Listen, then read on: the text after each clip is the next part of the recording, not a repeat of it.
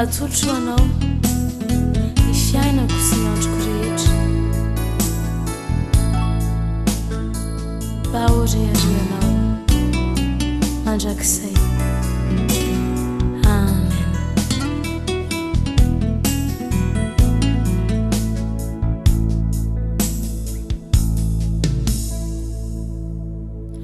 Atolotro anao androany ny tenakory Jesosy fa sambatra miaraka aminao ka intiary aho.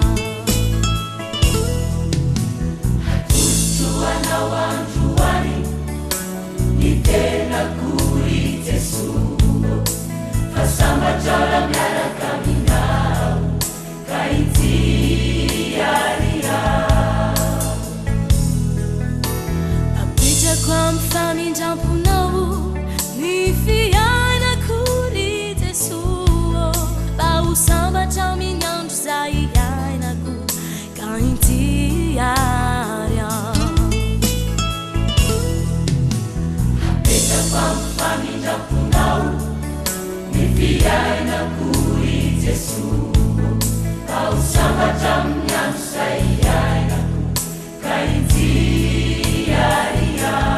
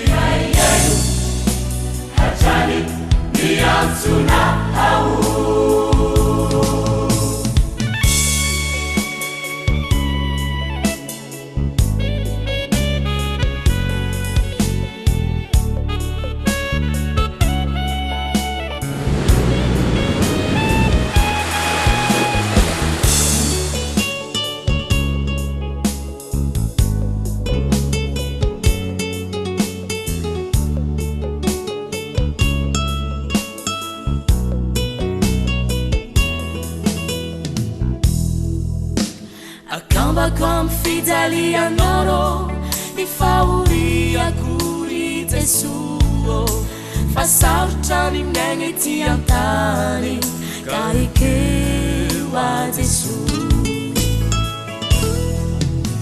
Akambako amin'ny fijalianao ny fahoriakory Jesosy fa sarotra ny miaigna ety an-tany ka ekeo a Jesosy.